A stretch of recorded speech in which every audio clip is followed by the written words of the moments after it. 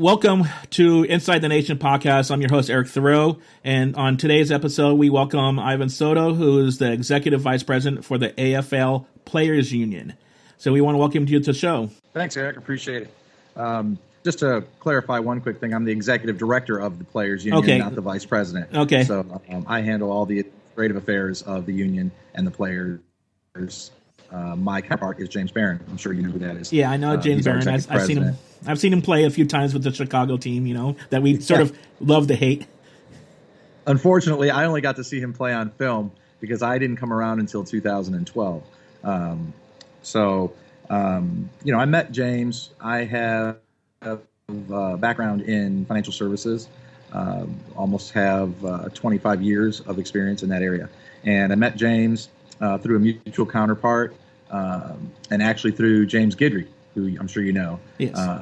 And I talked to James, and I told him I was interested in helping him and some of the Arena Football League players because I had some professional athletes I was working with, and I was working with Indy Racing and Bobby Rahal and Letterman Rahal Racing, and I was working with a bunch of different professional sports individuals and had them as clients, both in my real estate business, in my investment management business, in my insurance portfolio, my tax business. I had those clients in all those different business units, and some of them were Dallas Cowboys, and some of their friends were playing arena football. Yeah. And they asked me to help, and they said they can help over there, and if you're to help out with the Players Union, they just came back a year or two ago from a bankruptcy, so I said, sure, I'd be glad to help you guys. So I got involved, and we had a first meeting. I was brought in as the interim executive director back in 2012, and I think it was January. We talked to the league, and we tried to make some progress with Jerry Kurz, and the league counsel at the time was Tom Vogt, and we weren't having much success, needless to say, at the time. Yeah. But everyone knows our history and how we ended up in 2012, and ending up getting to a collective bargaining agreement. Such is the nature of labor. I've been on both sides of the table. Actually, I've negotiated with labor and I've negotiated with businesses. For me, such is the nature of labor that, unless the employer really, really has an interest in, getting to a mutual deal, they try to push labor to either some sort of work stoppage or, test their fortitude. Yeah. And, fortunately enough, we had a handful of teams that were interested. We're not proud of any work stoppage. So the work stoppage in Cleveland was not something that we were excited or happy about. But it led us to where we wanted to get to. And then, over the years, we've been trying to better the situation for the players, trying to better the league. As of today, I don't think it's any mystery some of the challenges that the league has faced. But I think that there is some light at the end of the tunnel. It's just unfortunately a little bit painful to be dealing with, all of the current situations that are happening within the Arena Football League. But if anyone can turn things around, I think that Scott Butera, the current commissioner, can. He has a lot of experience in that area. If you get on Google and research the guy, his pedigree precedes him on the type of turnarounds that he's been able to have success with. Now, that doesn't mean he's going to have success with Arena Football, because I think it's going to take a really strong commitment from the ownership that we've got, the strong, deep pocket, well-resourced owners that have a lot of experience, as well as it's going to take a lot of commitment from the players. This league is not the NFL, so it's not something where the players can get over on the owners or the owners can get over on the players. There just isn't enough money in our league right now for that kind of fight to be happening. So that's kind of how I ended up in this position that I'm in. It's been a little unique, a little bit unorthodox. It's been a huge learning curve for me to see what players actually go through and some of the difficulties that the clubs face. But the one thing that I bring to the table that I think is a benefit for our players is a lot of business experience. So understanding all the income statements and balance sheets and what's going on within a team and where their costs are and how we can help the league with their costs. I think that's what I bring to the table in a way that is probably different than someone that just comes off the union shop floor and becomes works their way up through the ranks of a union. My dad was a professional soccer player, played for the national team in Costa Rica, played for 2 professional teams in Mexico, played World Cup soccer, but came to the States and became a machinist. A blue-collar union worker his whole life here in America. He's retired. He just joined me down here in the beautiful city of Charlotte, North Carolina. And recently, just this month, moved down here. But, I've got a lot of experience on the player side with my dad, and all my relatives played professional sports and my involvement with them. So I think I've got a pretty good idea of what it's going to take for us to help the league get to where we all know it can be. You've been around longer than I have and seen some of the greatest players in the history of arena football. Yes, I have. And I'm humbled by it. I mean, I'm really humbled by that, because when I hear people, and at the risk of sounding like a jerk, it really pisses me off when I hear people talking about how Arena Football League players weren't good enough to play either in the NFL or the CFL, because it means you're kind of ignorant to our players. Yeah. If you see the talent level that we've got in the arena football running around between those walls, and it's varying levels. But if we're talking about the top, 20, 30% of our athletes out there running around between those walls, these guys are amazing. Like, they can do things that, any NFL player can do, and sometimes more. Now, sometimes less, a different skill set, because we're playing inside. And, if you have huge burner speed and a huge 40 time, you're fast, you can get away from people in the outdoor game. Yeah. But in the indoor game, it's only a 50-yard field. So by the time you hit, fifth gear, top speed, you're out of the arena probably. Yeah, and then you have to. I've learned. You have to learn to have those emergency brakes on, because otherwise you run into that wall, and that might hurt. Yeah, right. So when we talk about the talent, I don't think there's any mystery. With compensation and higher compensation comes better talent. That's just the way it is. Money follows talent or value. It always will. I think it's a store of labor that speaks for itself. And if you have a good understanding of the economics of money and labor, it's not hard to understand that, what fans want is they want the best talent they can get for the least amount of money on that ticket price. Yeah. And I think that, when we look at Barry Wagner, Schexnayder, Dozell, I mean, I can go on and on about guys that, and I'm sure I'm leaving a ton of guys out, and I don't mean to in any way. I'm not stack ranking anyone here, but James Barron, a guy like T.T. Tolliver. Yeah. To be honest with you, like, when we talk about T.T. Tolliver, I'm almost in tears, humbled at this guy's record, his history, how long he's played, how much of his life he has devoted to arena football.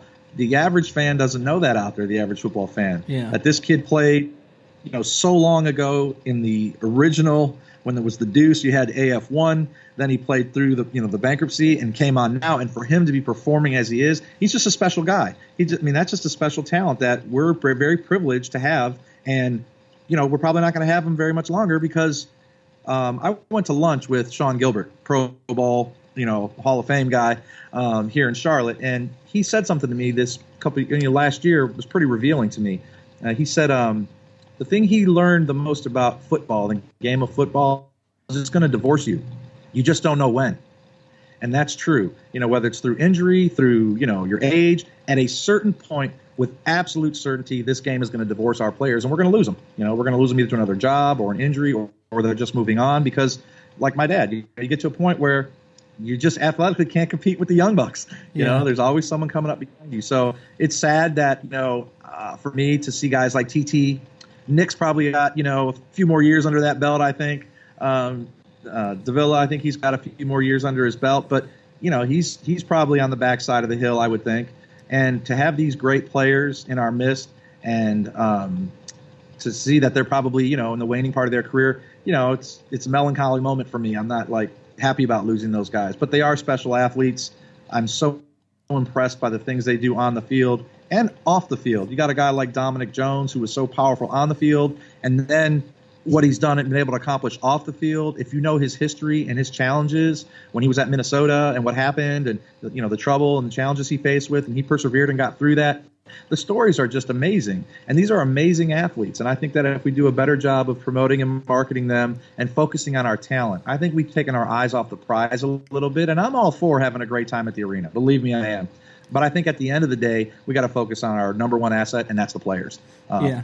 The better our players, the better our talent, the more we focus on that, the more engaged fans are, the more engaged young fans are, and they're going to want to come to games. Because there's no mystery. If you come to Arena Football League game, if you came to any of the playoff matches, or you came to this year's Arena Bowl, my gosh, you had to be entertained. Like, the football was awesome. The football was awesome. I saw some of the best games in the 5 years that I've been here that I've ever seen, coming down to the last minute, and all the crazy plays that have happened. I saw Arizona battle back, and honestly, I thought they were going to win. When they came all the way back, I did too.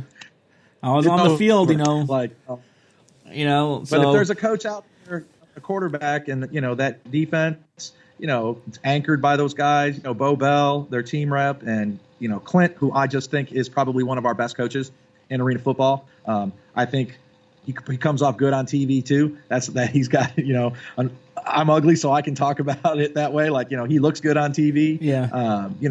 And he coaches well. He's a very poised coach. I watch him coach. He usually doesn't lose his cool very often. So I'm always very, very impressed with Clint. So I figured if there was a team that could hold off Arizona in the last few minutes, it might be them. And I think they did just enough to get him there with Jake Metz, and that SWAT fumble recovery, I think, kind of made the difference there at the end. It kind of almost solidified things for them. So I think the future's bright for arena football. I'd like to see our league continue to expand with the direction they're going, and the owners that can resource their team appropriately. I think that's what it's going to take.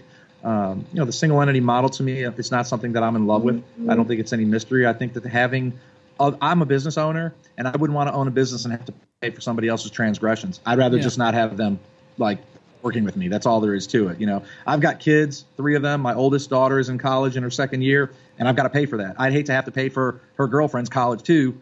And if her girlfriend failed out of college and I just lost all the money I spent, it was a poor analogy, but that's kind of what goes on with single entity. I understand why they're doing it. I just think there's even a better way to do it than that. And I've had conversations with Scott about that. People say that, the commissioner and I sometimes can be a little too close. Well, we speak the same language. His background is in finance and economics, as is mine. We have a lot of experience in the same areas. So I see kind of where he's at and what he's trying to accomplish, and I fully support that. I think that our league, if we truly want to get to where I think we can get to, we have to challenge our owners to be the best spring football league in the world, which we are. There isn't another football league in the world better than our arena football league. That's not to downplay the IFL. That's not to downplay these other leagues. But if you look at our brand and you look at our talent, it's certainly number one. So I think that we can expand on that. I think we can grow on it. People always laugh and make fun of me in arena football, where if we do arena football, we can compete with we really can. There'll be enough resources and revenue. And my probably bellwether mark will be the day that there's a guy that's a free agent that has played in the NFL that decides to play arena football over playing in the NFL. And that day can happen. It really can.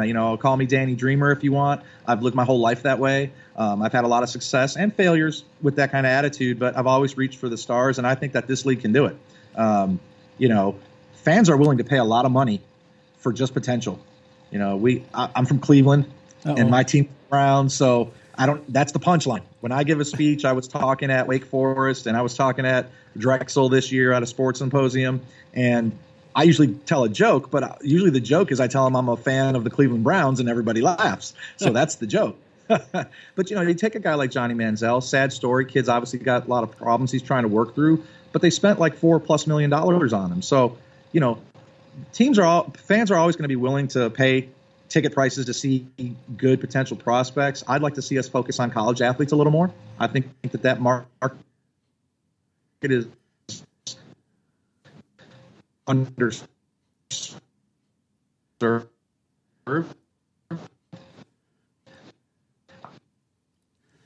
I think I'm having a little connection problem with you. Athletes,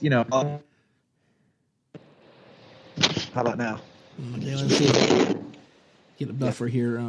I'm better now. Okay.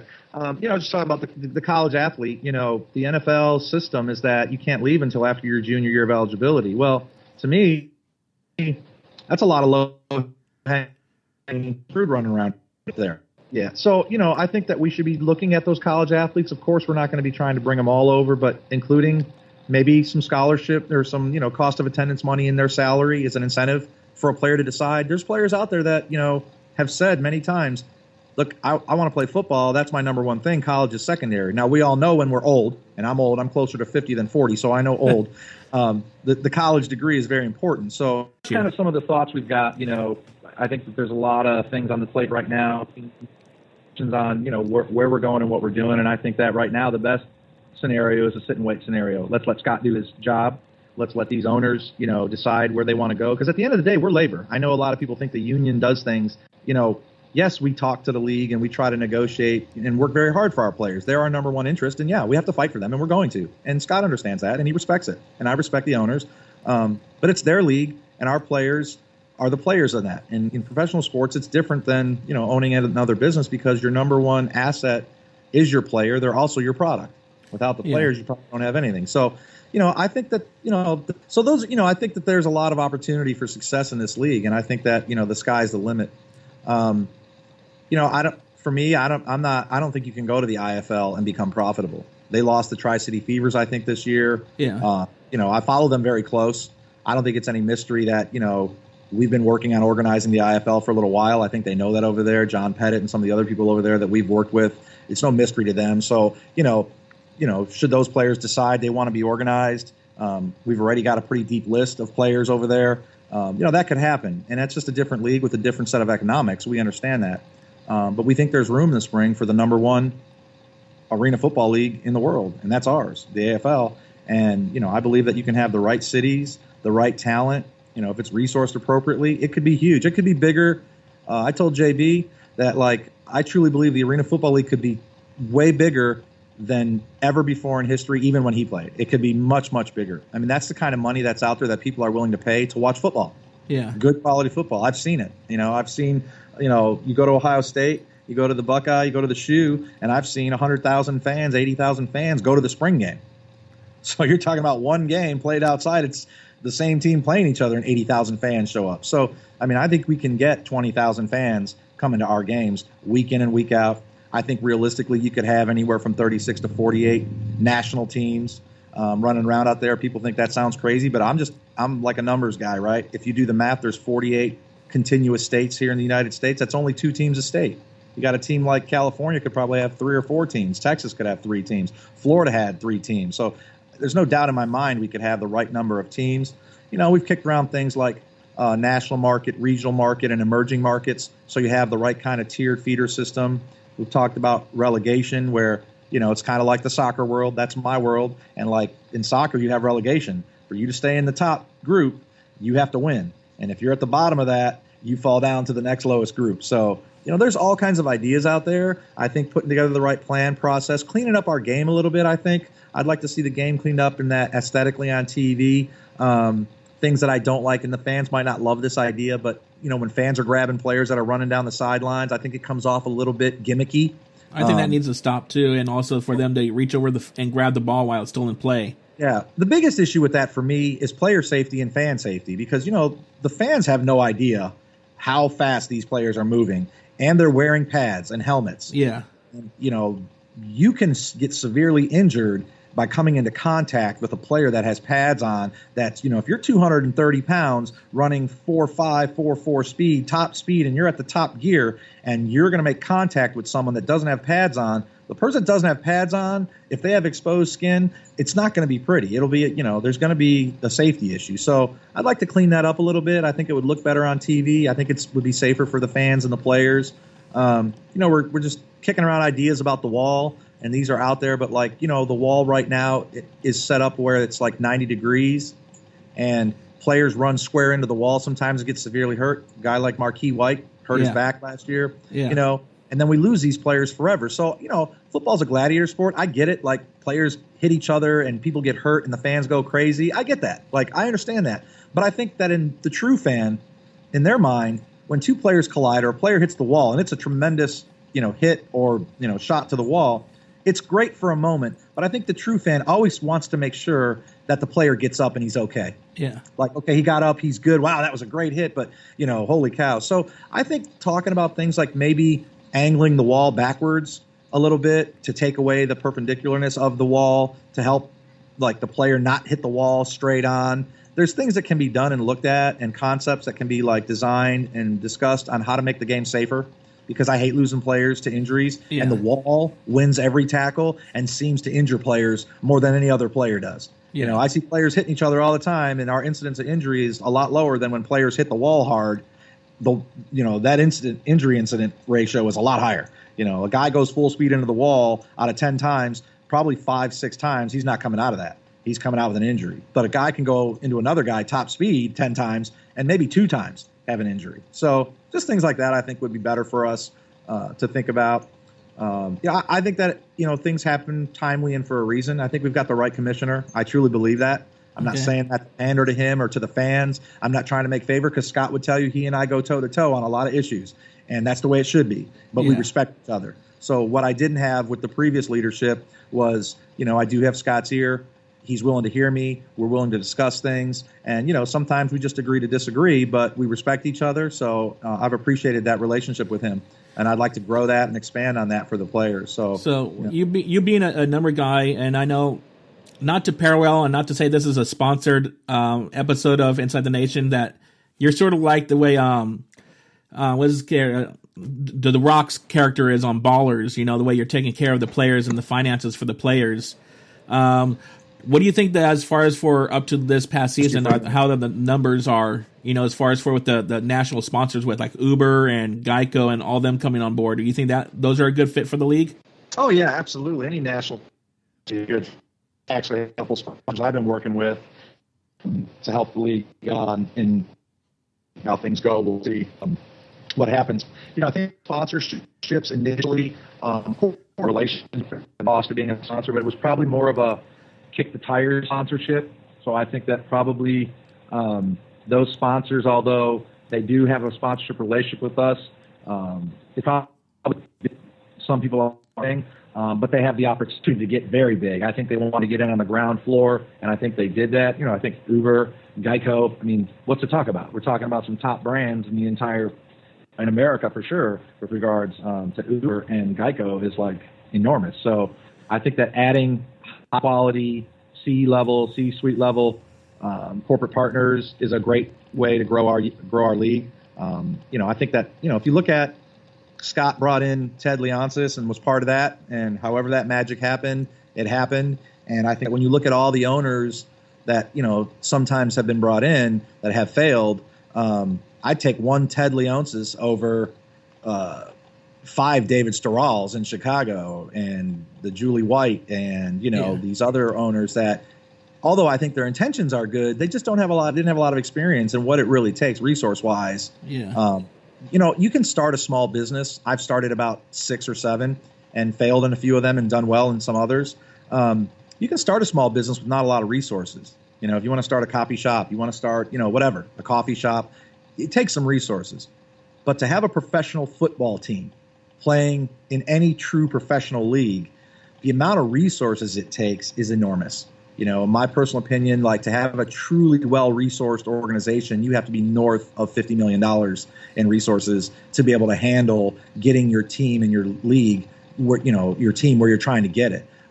Because it takes time to invest. When you buy a pizza shop, you buy all your equipment, you might spend, I think probably a Domino's franchise probably runs, $1 million or so to maybe I know Dairy Queen is about $1.6 million to get into, to get one off the ground. So think about that. You have to make a pretty sizable investment to have that franchise.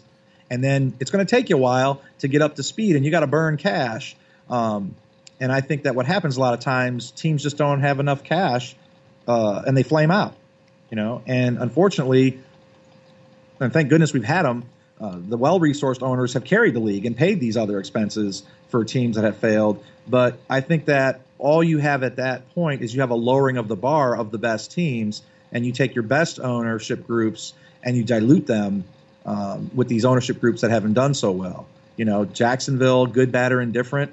I love that team. I love that franchise. I love that city. I mean that. I love everything about Jacksonville. They have a wild crowd in there. I've been to a few of their games. They are awesome. It's the rivalries are great, but unfortunately the leadership just didn't run it the right way. You can't run the Jacksonville Sharks like you run a screen printing business and think you're going to be successful. That's just not going to happen.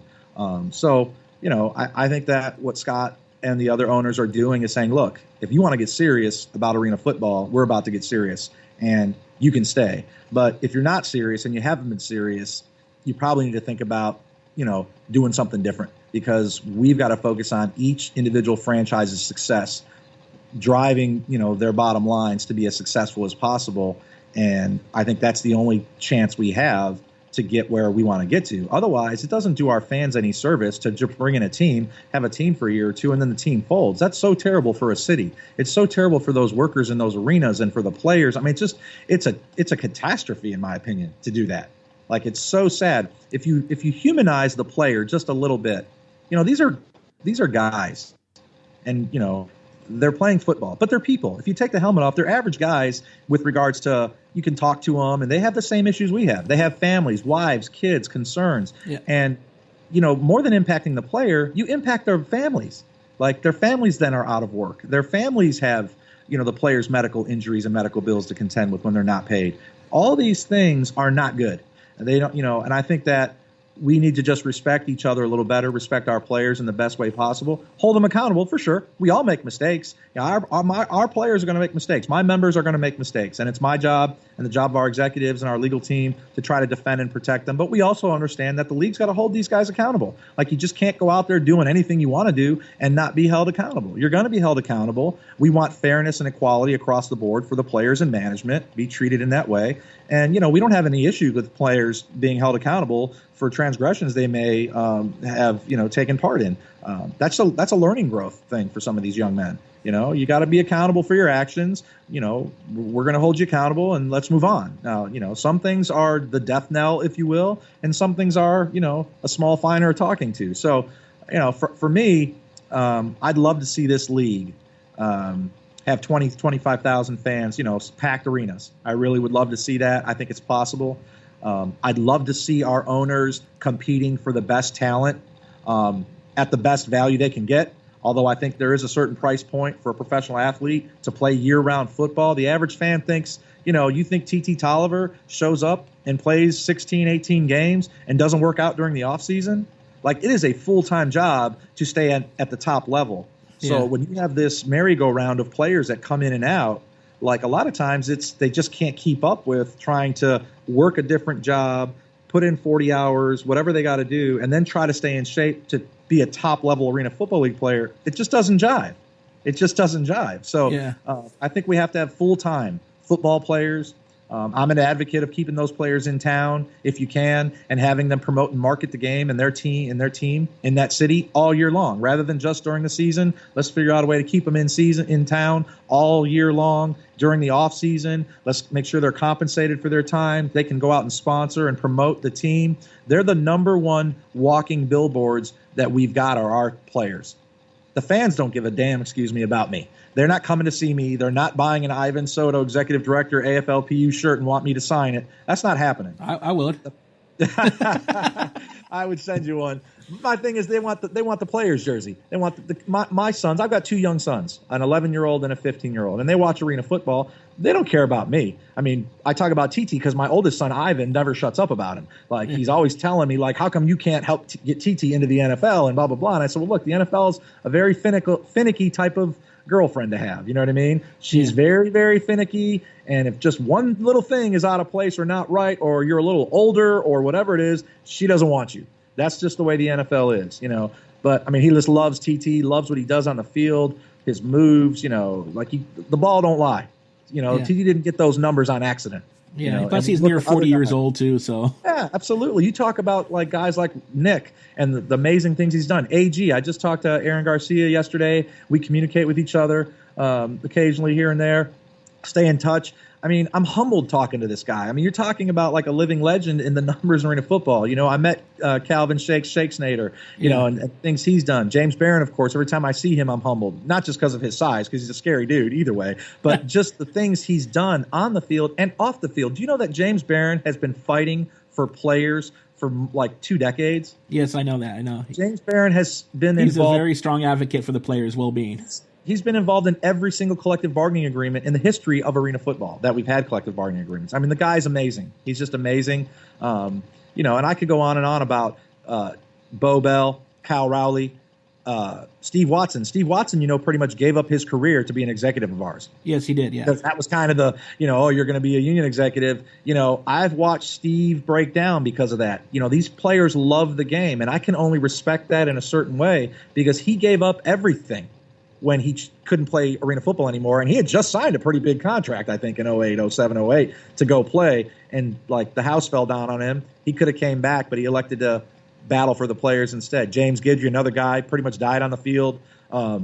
He's like the ambassador out there, the quiet storm, if you will. Another highly reputable guy. All of our reps, Ray McNeil, A guy like Marlon Moyer-Moore, who used to be a rep. I can go on and on about Rayshon Kaiser, Dominic Jones, Tyrone Lewis, Jason Boltis, Willie McGinnis has been a great asset. Yeah. With so many people fighting for it. Yeah, really quick, I want to get to were you on the conference call that was held by the league yesterday?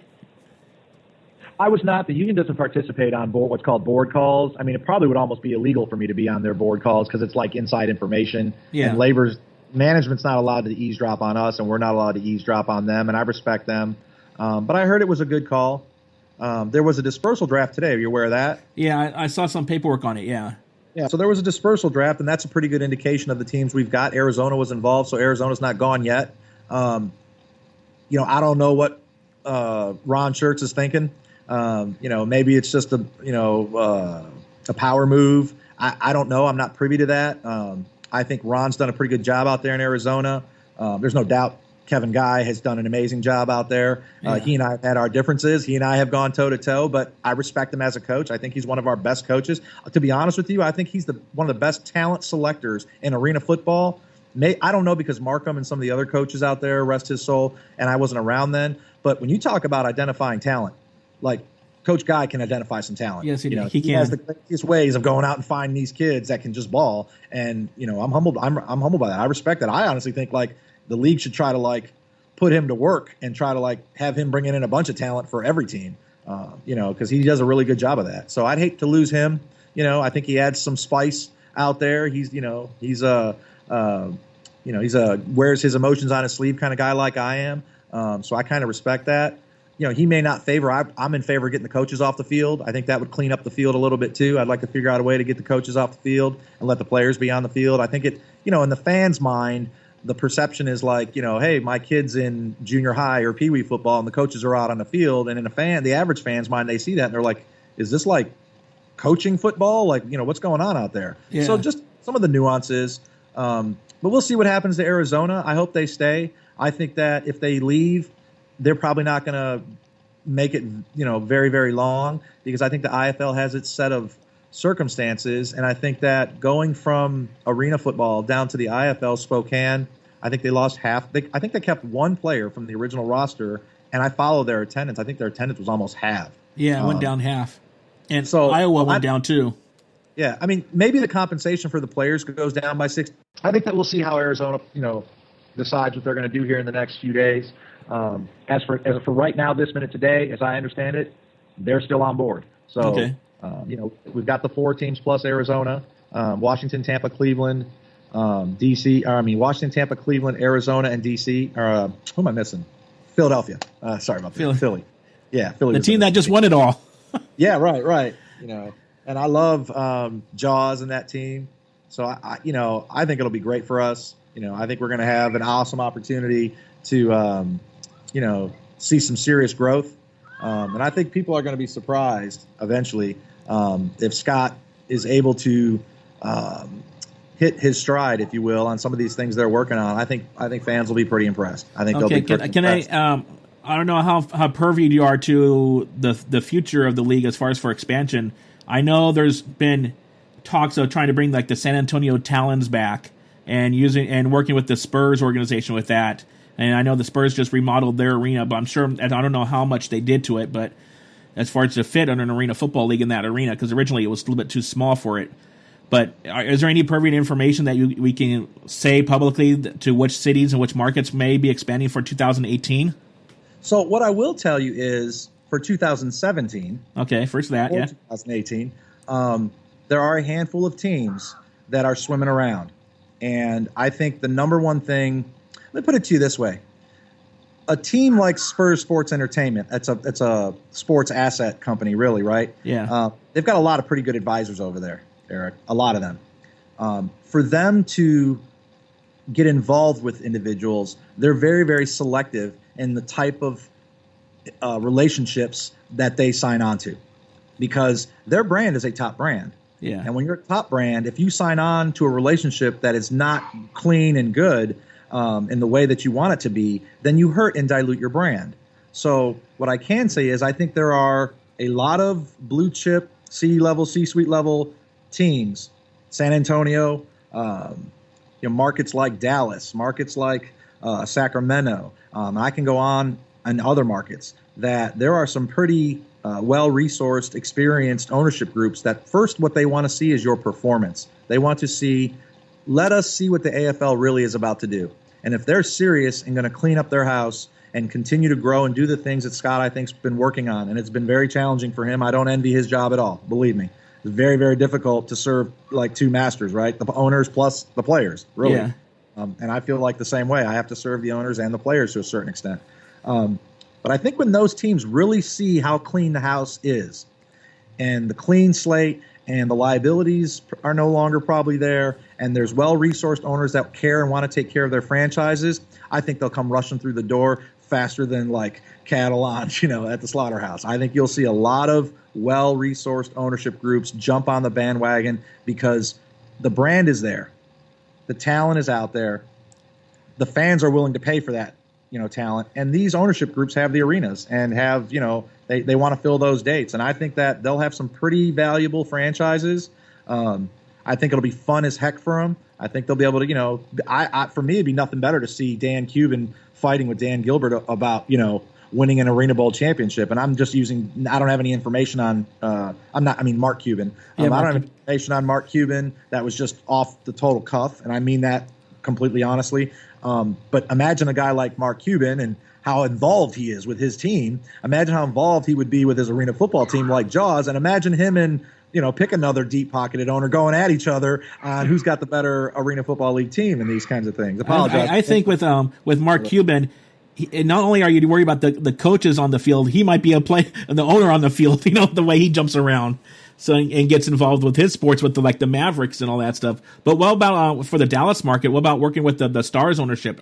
Who's technically the primary tenant there at the American Airlines Arena there in Dallas? I think the Stars tenancy there is probably the main driver. And I think that, hockey team owners and those groups as well are, they're right in our lane. If you think about it, currently in Los Angeles, it cost Stan Kroenke, who, mind you, used to be involved with us, right? Yeah. They built that arena out there, and they got the Rams playing out there, and, you're talking about a multi-billion-dollar deal.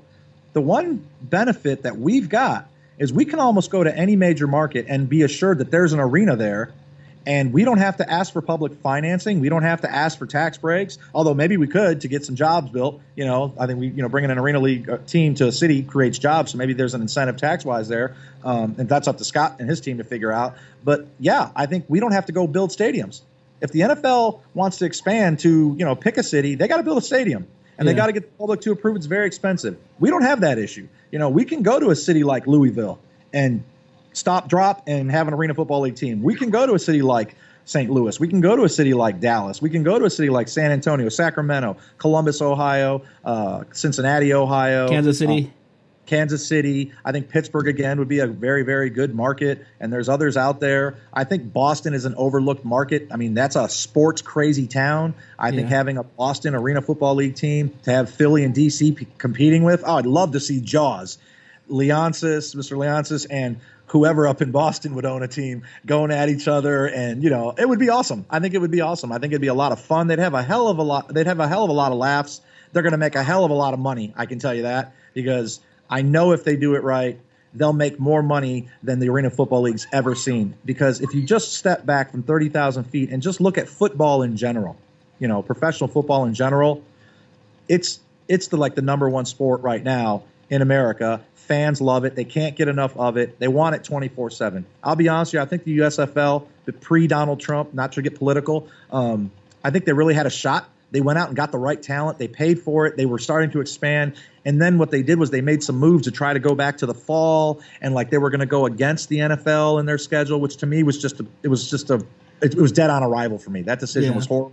Had they stayed in their lane, they probably would be the number one football league in the spring right now, because if you think about the people they had, Kelly and all these other athletes, I mean, they really had some pretty good athletes, and fans were starting to really gravitate towards that. With us, I think the same thing's possible. I think if we have the right athletes, we get them early enough under contract, and we let the fans come see them, I think the media will want to come, put them on TV. I think the fans will pay money to see them. Sponsors will pay money to have them on their billboards and on their products. And, the sky's the limit at that point. I mean, once you hit playing, the sky's the limit at that point. You get 15, 20,000 fans coming to your games, and average ticket prices, instead of being bragging about a $9 ticket, which, if we're going to give tickets away, let's give tickets away. But at a certain point, we have to charge a certain amount of value to be able to have the right product for the fan. If the Arena Football League fans want Arena Football to exist, they certainly can't hold out that we're going to be able to hit our stride on $9 tickets. We just can't. The businesses that the fans work for. Like, if you just took the lowest common denominator and you're going to use that as how you're going to have success, you're just asking for failure. So there's a give and take there. I think there's a good range there that fans could experience. So it's just a matter of, can they put all the pieces together? And, things line up for a reason. I think Scott is a turnaround expert. There's no doubt about that. And I think if there's a man out there that can turn this league around with the right plan, the right vision, the right kind of sound financials, I think he can do it. It's a matter of if these owners are willing to commit the right resources. Because, they spend a lot of money. Since I've been here, I think the owners have thrown away millions and millions of dollars in lost franchises in the single entity system. And I always wondered, imagine if we took those millions of dollars and spent them on the athletes. What kind of athletes would we have? What kind of talent would we have? What kind of promotion would we have? And I'll just give you one small example to think about and the fans to think about. Soccer's my game. That's my background is in that game. MLS floundered for years and lost money in the same way. But what they did was they got smart one year and they said, we're going to have David Beckham over here and it's going to cost us $50 million to get him. They had Adidas and other, I think, sponsors pay his contract, if you will. He got a base salary and then everything else was sponsorship dollars. Yeah. To pay and get the right kind of talent. Hold on a minute. Okay. The NFL, or I'm sorry, when the MLS decided to bring the right kind of talent, and it cost them a little bit, they really took off. And the MLS now is really, really starting to grow. Yeah. And, I think that if we do the same kind of thing, we're going to have wild success. I mean, we could use that model. Like, they brought in the talent, they paid in the right way for the talent. It was very competitive. The fans came, and now I think that, they found their footing. They got a contract. They've got really, really good players. You're seeing great players come play here. So I think they found their footing, and I think they're going to continue to grow. I think we can do the same thing. I think if we focus on the athletes, give the fans the best athletes we can, I think the fans will continue to grow. The fan base will grow. Our revenues will grow across the teams, and then the sky's the limit for us as well, because a lot of people have tried. There's talk about the MLFB, and we need a D League for the NFL. Well, look, you can have a D League. The NBA has a D League. The D League is not like some wild success and hugely profitable, okay? It's being funded by the NBA. You can't have an NFL D League. The AFL can't be the NFL D League because it won't be successful. Now, if the NFL owners want to pay for that and, keep the operation around to help them feed teams, if you will, they could consider spending the money, but it will not be wildly profitable and successful. For us to be wildly profitable and successful, we have to have the number one Arena Football League, spring football in the world, and get the best talent, pay them accordingly, promote them, get sponsors in, and from there it's easy. From there it'll be pretty easy. I just think that, we haven't had like a real focused, concerted effort to do that. And I think Scott does. I completely agree with you that, the league is missing out on the possibility of promoting, whether it be each individual team promoting themselves individually, or because I see some other teams, like Jacksonville and the LA Kids were pretty strong on social media, but yet they could do more. And then the league itself could do more with their social media accounts, get video feeds from each game and put video highlights for each game, introducing it, come with the league. And YouTube, they have a YouTube channel, and YouTube is the number 2 search engine in the world behind Google itself, but yet they're not utilizing it and utilizing all their channels they have out there. Right. I do. I utilize everything with Ninth Man Nation. I have, the Facebook page, I have Instagram, I have Twitter, I have Google Plus page. Media forums that you can use nowadays. Yeah, I even have Snapchat now. Attention, if you noticed, Ted Leonsis just got into bed with CSN, and, I call it the Jay-Z effect. Like, they're cutting out the middleman on broadcasting. They're going to have their own broadcasting setup, and they're cutting out the middleman, so they'll be able to broadcast all their own stuff. Like, these ideas are pretty good. There's a lot of good media out there and venues that people can take advantage of, and I think you're right about that. So, I think there'll be some success with that. Like I said, it's melancholy. I don't like the change. I don't like the turmoil that we're going through. I don't like that Orlando's suspended their operations, and these things. But out of necessity and to get us where I think Scott's vision is, I think that's our shot. I think that's his chance, and I think, and I'm cautiously optimistic. That he's going to pull it off. That he'll be able to pull it off. Do you think he'll make as far as for recapturing the old markets like Orlando, San Jose, Portland, and all that? Will he continue to think about those markets too as a primary before going to new markets, try to reestablish and bringing back the old fans and try to come back with more of a solidified ownership in the previous markets first, and then go to like newer markets that haven't had an AFL team yet? Yeah, so I think absolutely where you have dovetailing, where coattailing, where you've got the Predators brand and, the Sharks brand and these other things, I think it absolutely makes sense so long as the market hasn't been scorched earth and the owner, scorched the earth there as they did maybe in Las Vegas and things like that. I think that, in that instance, yeah, it's going to make more sense to have like Orlando, Jacksonville, markets where we can actually do these things, I think would be great. And I think that they're going to have I'll be honest with you, I think that it would be a mistake for an owner today that has resources, that is serious about arena football, to be leaving arena football. I really do. I think they're going to be looking back going, damn, I didn't make that decision good. I made two bad decisions. I got in at the wrong time and I got out at the wrong time. I bought in when it was high and I sold when it was low. And that's not smart. I think right now there's an opportunity where they can get in. They should stay in. Their franchise values could quadruple, if not more. And that's not like some sort of an investment statement. It's just they really could, because, the franchise values are pretty low right now. They've been as high as 15 or 20 million in the past. I think they could be way higher than that. And I think the owners will be saddened when they look back at that missed opportunity. Because if they leave and it does go well, and this is maybe my little bit of investment advisor hat on, for you to come back, it's not going to cost you the same ticket. It's not going to be the same fare when you come back. If you leave and you try to come back, you're going to have to come back and pay way more to come back when this thing gets to where it's going. And, the current owners will have every right to say, yeah, you left when the values were whatever, $1 million, $2 million, whatever they are, and now they're 15, 20, $30 million or higher. Well, if you want in, it's going to cost you that amount. That's what it is. You should have stuck it out with us.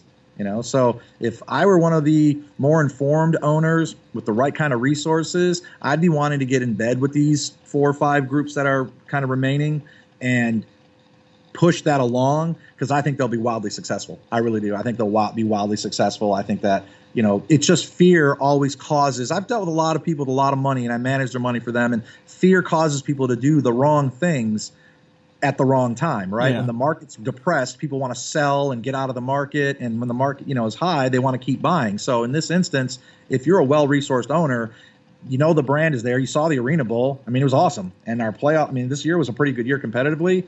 The market's there. The brand is there. Now is not the time to be leaving, unless you can't afford to keep the team at all. Now would be the time to maybe find a partner and double down and say, let's get this thing right, because you got the right kind of owners. If you think about when Jerry Jones and all those NFL owners left, they left because of single entity. If you look at the Wasserman video that I posted on Twitter and other places, those people were smart. They looked at this and said, well, we're going to have to pay for all these other teams' transgressions. No. We're not interested in that. Our advisors are saying that's no bueno. It's going to cost us too much money. And they were right.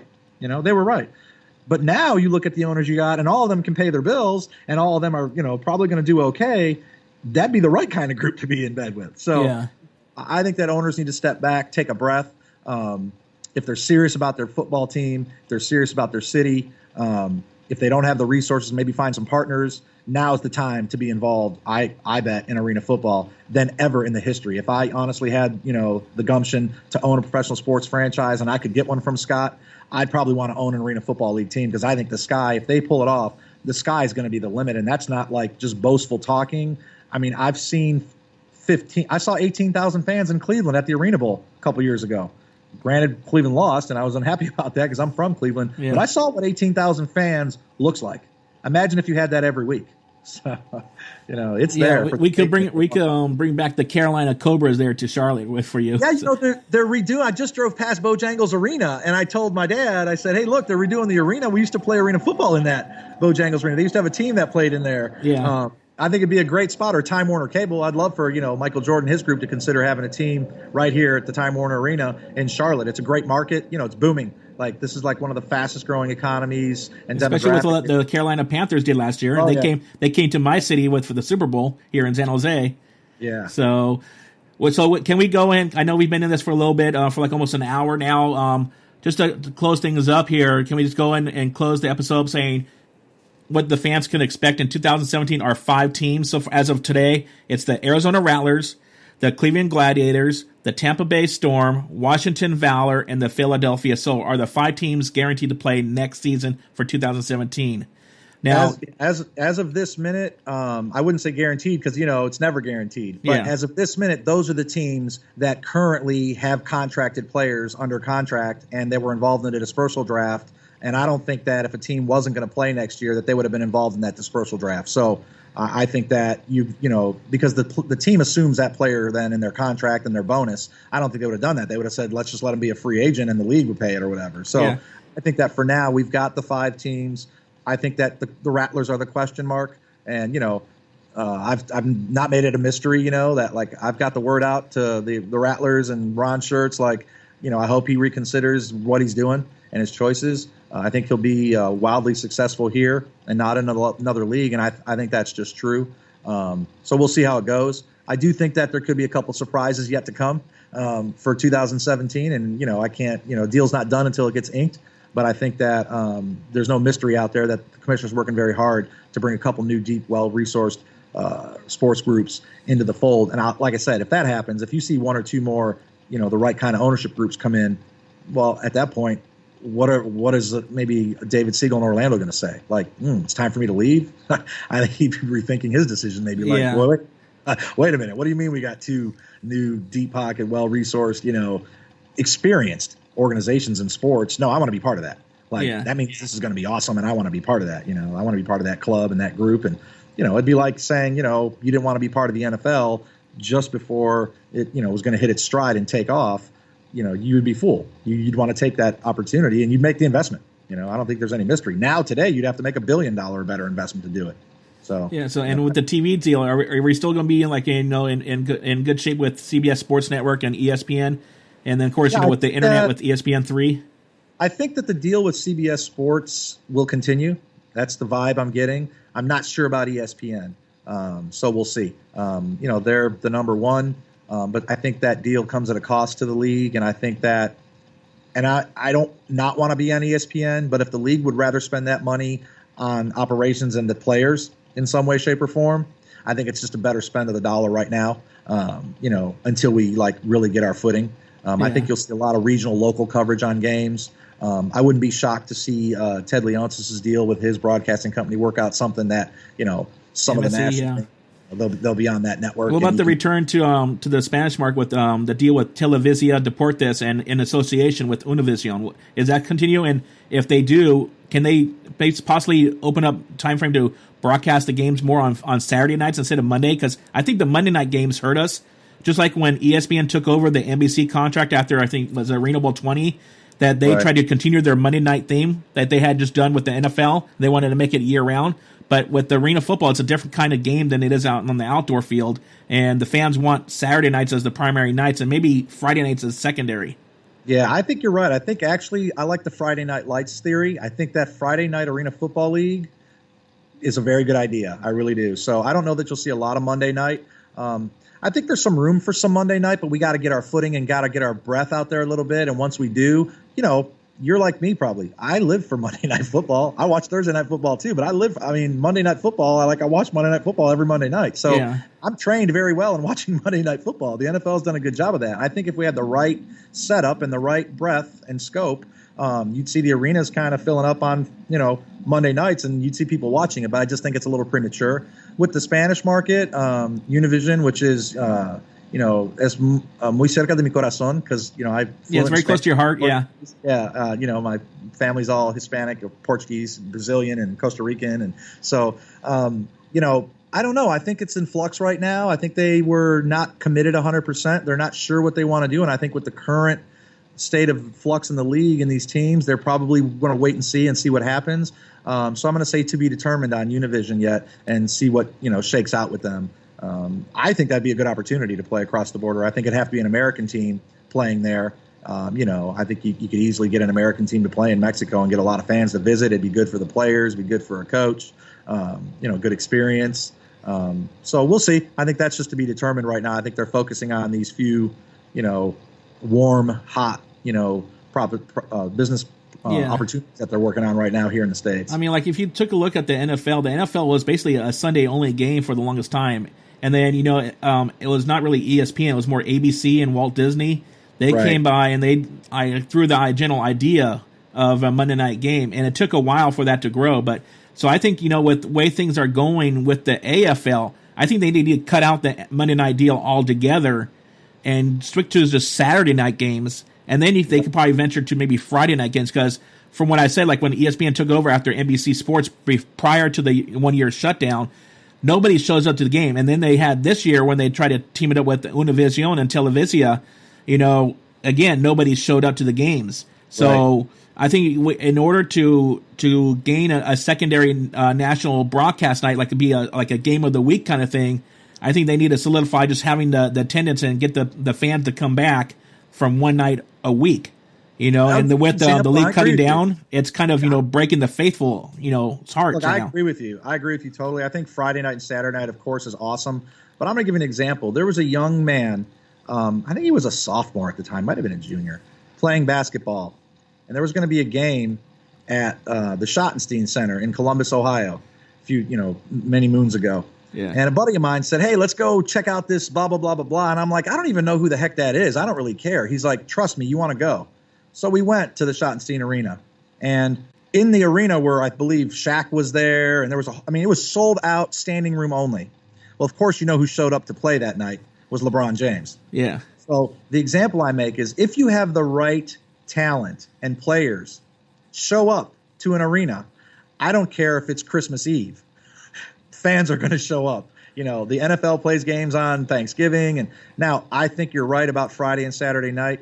I think if they're going to do something special, I'd like to see them do mini concerts during halftime. I know that's my crazy idea that like doing like a small little mini concert at halftime where, the Super Bowl, you've got a concert for the Super Bowl only. And other than that, you don't get much. I think we could do football, rockin' jocks, if you will, and something would be cool to have maybe a 20-minute like set at halftime for fans, like a little bit of a rock concert, if you will, a little bit of a show at halftime, and differentiate ourselves that we provide that every game. If we could do something like that, I think you'd have another reason to show up. But you imagine if you had, maybe this is a poor example, but if you had Drake show up to do 20 minutes at halftime, like they're coming to see the game, but they're also going to get entertained by Drake. And I think if you could mix football and music that way, I think the fans are already geared for that. If you look at music and professional athletes, the kids do that.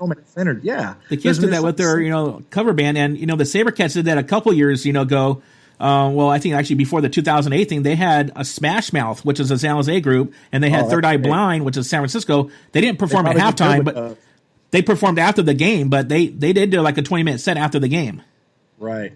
So for me, I think you could do like a 15, 20-minute set at halftime. Make it short, and then maybe give them another 15 minutes at the end. So you're getting maybe like a little mini concert. But that concept, I think, could work. I really do. I just think you can't have cover bands, right? You have to go out and get some A-list, people to do these little events for you. And maybe not the very top, but towards the top. Smash Mouth, of course, is, they're towards the top. I bet people love that. I bet people ate that up. The fans probably love seeing Smash Mouth.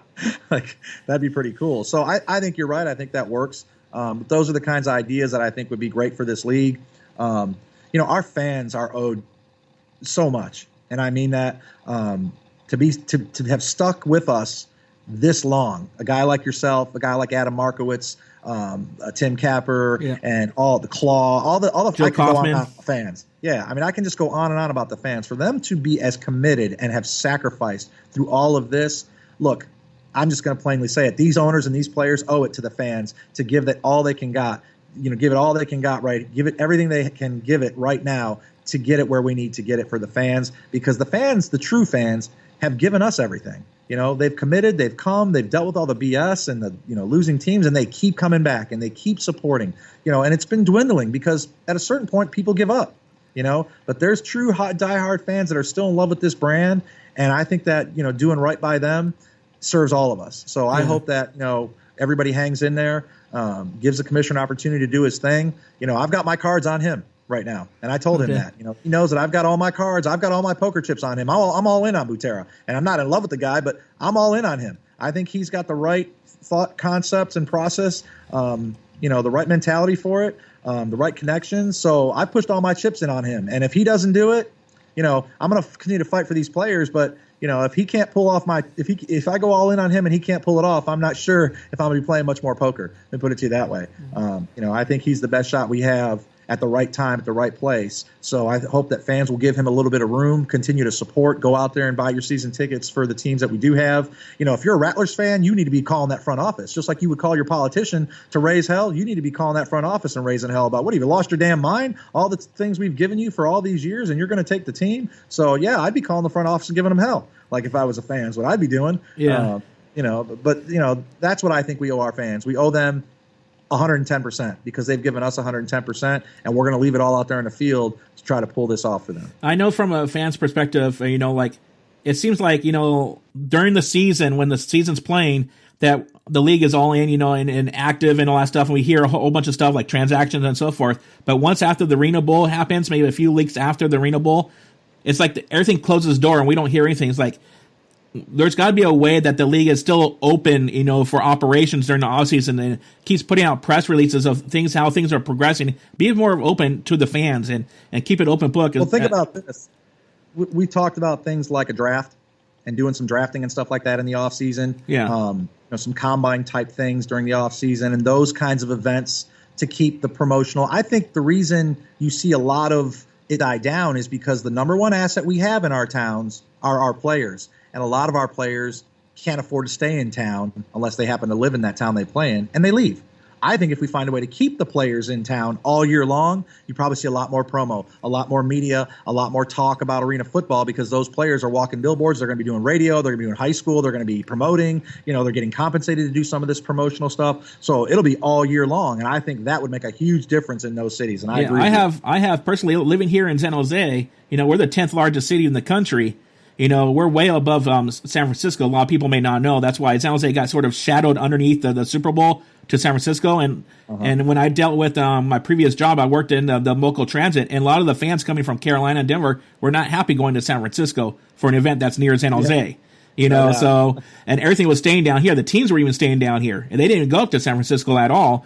It's just like, I know a lot of contacts in the media, and unfortunately, the way the region is set up is San Francisco is the main hub for the media market to be the market, and all the stations are up there, except for Channel 11, which is an NBC affiliate or own station. So I have contacts with a lot of media, and I try to use my contacts to try to get the media to cover the SaberCats when they're out here, and it's just like they don't really want to. We need to get the league back in good graces with the media to say, hey, you are a legitimate franchise, you're a legitimate sport league. We need to start paying attention to you guys. Well, I think that San Jose is a tremendous market. I think that ownership group was tremendous. They were probably just frustrated, and I understand and respect that. I can't be mad at them about being as frustrated as they've been. That market to me is a market that hasn't been the scorched earth, if you will. And if things really start to turn, I think that those boys, the Fry guys, I think they have the resources that if they want to flick that switch back on, it's point and click for them. I think for them to come back would be like point click, flip the switch, and they're in. I don't have any belief that that's their thought process right now, but maybe if we start to move in that direction, maybe they would reconsider too. And I think that's a great market, and they probably have really good owners. I think they'd be really good owners to come back in our league. So I'd be interested to see how that shakes out. And that's a great market. It's always been a great market. They had good fans.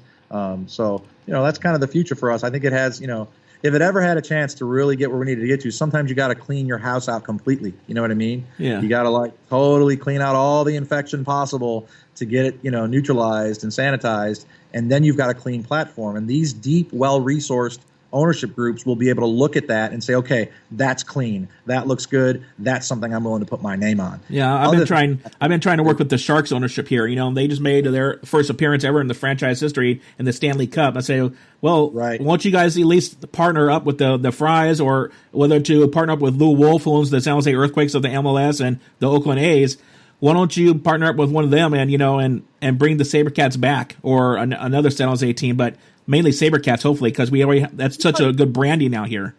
You mark my words, Eric, and I could be wrong, but I think that if you see some real the same types of ownership groups, like Ted Leonsis and, Vinnick Jeff Vinnick down in Tampa. You see hockey owners. You see those kind of ownership groups start to come through the door real quickly. I bet you see a lot of ownership groups come through there because they know that, like, to get in later will cost them much, much more. And they already have infrastructure. They already have arena. They already have experience. So if they see that it is viable, functioning well, not disorganized, you don't have a lot of egotistical owners running around trying to like posture and be more than what they are, that they were more interested in growing their franchise brand and being a part of the community. I think that if they see that, they're going to come rushing through that door. I really believe that. I don't think they're going to sit back and like wait. They're going to be like, no, let's get in as early as we can. They're competing on the NBA and NHL side, so they're already competing with their other friends and owners in those markets. So to have another property within their group to compete against gives them something to talk about out on the golf course.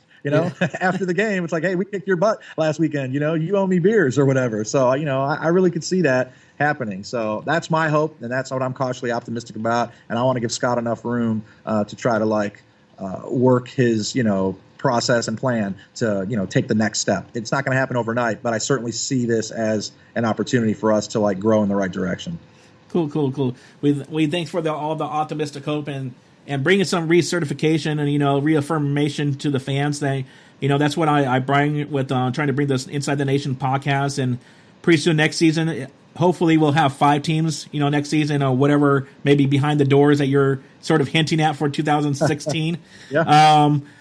We definitely. I have a co-host. My co-host Tom Jones. Unfortunately, he couldn't make it today, but he's going to be venturing off and having him, and we're going to sort of rebrand and bring out the Off the Net podcast that actually the AFL had. We're going to bring that to Inside the Nation and Ninth Man Nation, and that's going to be his show, and it's going to be video and everything. So we're going to have 2 shows on Ninth Man Nation's channel to try to really expose this league and show, because Tom and I both love this league. And we just wanted to bring this forward and have the fans, believe that we're out there and this league is going to be the main tonight. Ask everybody to hang in there with us. Well, I want to thank Ivan Soto from the AFL-PU for joining me. We've had some throughout the show. We had periodic internet connection problems, and I guess it wanted to finally cut us off there. So once again, I thank you, Ivan, for being on our show, taking out a bunch of your time for it. And we all hope that things work out for the better for our league and AFL-PU. So he dropped some insightful information on what he could spill, but I hope this breaks it down for you. Just keep the faith and let's see what goes on for the 2017 season. I'm your host, Eric Thoreau, for Inside the Nation podcast, and be sure to follow us on SoundCloud and subscribe to us on iTunes for all the latest episodes. Until next time, I'll talk to you later.